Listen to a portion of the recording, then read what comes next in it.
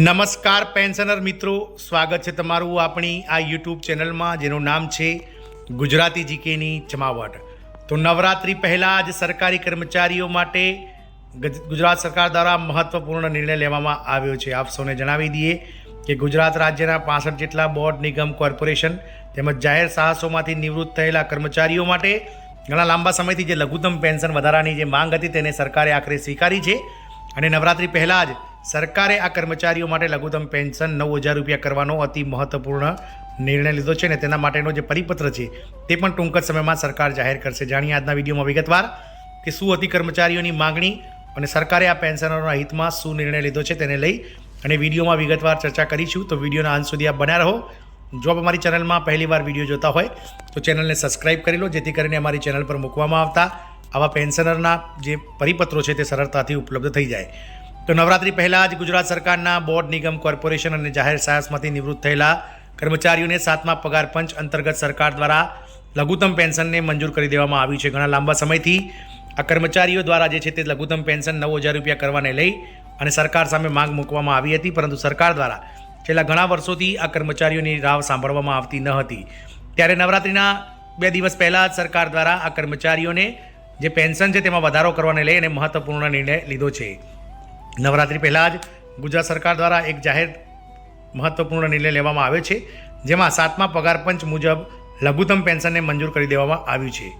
ગુજરાત સરકારના નાણાં વિભાગ દ્વારા એક ઠરાવ પસાર કરવામાં આવ્યો છે, જેમાં 7મા પગાર પંચ અનુસાર જે મહિનાનું લઘુત્તમ પેન્શન કહી શકાય, માસિક લઘુત્તમ પેન્શન રૂપિયા 9,000 સુનિશ્ચિત કર્યું છે, જેનો અમલ 1 ઓક્ટોબર 2025થી કરવામાં આવશે। રાહત આપતો સરકારનો નિર્ણય અનેક કર્મચારી મંડળો અને પેન્શનર યુનિયનો તરફથી કરવામાં આવેલી રજૂઆતો તેમજ ભારત સરકાર દ્વારા સમાન પ્રકારના કર્મચારીઓ માટે જાહેર કરાયેલી સૂચનાઓને ધ્યાને લઈને જે એબ્સોર્બ પેન્શનરો લઘુત્તમ પેન્શન કરતાં ઓછી રકમ મેળવી રહ્યા હતા તેમને રાહત આપતો સરકારે નિર્ણય કર્યો છે। કોને મળશે પેન્શનનો લાભ?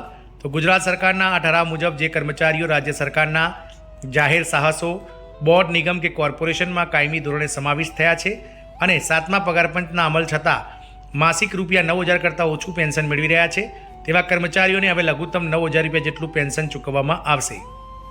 આ લાભ તારીખ 1 ઓક્ટોબર 2025થી રોકડમાં મળશે, તેમજ તે પહેલાંના સમયગાળા માટે આ લાભની ગણતરી નોશનલ ગણવામાં આવશે। એટલે કે 1 ઓક્ટોબર 2025થી આ 9,000 રૂપિયા જે લઘુત્તમ પેન્શન છે તે તમામ કર્મચારીઓને મળતું થશે। કેન્દ્ર સરકારમાં પણ જોગવાઈ છે। નોંધનીય છે કે કેન્દ્ર સરકારમાં પણ આવી જ જોગવાઈ અમલમાં છે।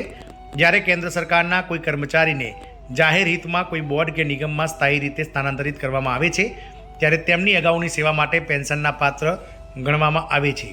જો તેમણે પેન્શન માટેની લાયકાત પૂર્ણ કરે ત્યારે કેન્દ્રીય પેન્શન નિયમો હેઠળ આવા કર્મચારીઓને નિવૃત્તિ બાદ માસિક પેન્શન, ગ્રેજ્યુટી અને અન્ય લાભો મળવાપાત્ર હોય છે। આમ ગુજરાત સરકારના પણ જે બોર્ડ, નિગમ, કોર્પોરેશન, જાહેર સાહસોમાંથી નિવૃત્ત થયેલા 7મા પગાર પંચ અંતર્ગત જે કર્મચારીઓ પેન્શન મેળવી રહ્યા છે હાલમાં અને જેઓનું લઘુત્તમ પેન્શન 9,000 રૂપિયા કરતાં ઓછું છે તેવા તમામ જે 65 જેટલા બોર્ડ, નિગમ, કોર્પોરેશન અને જાહેર સાહસો છે તેના જે પેન્શનરો છે તેમને લઘુત્તમ પેન્શન 9,000 રૂપિયા સરકારે જાહેર કરી દીધું છે અને આ પેન્શન 1 ઓક્ટોબર 2025થી તમામ કર્મચારીઓને રોકડમાં આપવામાં આવશે અને એ અગાઉનું જે પેન્શન છે તેને નોશનલ ગણવામાં આવશે। એટલે કે કોઈપણ જાતનો જે એરિયસ છે તે આપવામાં નહીં આવે, ફક્ત 1 ઓક્ટોબર 2025થી નવું સુધારેલું પેન્શન આ કર્મચારીઓને મળશે। આમ હજારો જે બોર્ડ, નિગમ, કોર્પોરેશનના નિવૃત્ત કર્મચારીઓ છે કે જેઓ 7મા પગાર પંચ અંતર્ગત ઓછું પેન્શન મેળવી રહ્યા છે, લઘુત્તમ પેન્શન, તેઓનું લઘુત્તમ પેન્શન 9,000 કરવાને લઈ અને સરકારે નવરાત્રિ પહેલાં આ કર્મચારીઓની જે છે તે તહેવાર સુધારી દીધા છે। જય હિન્દ, અસ્તુ।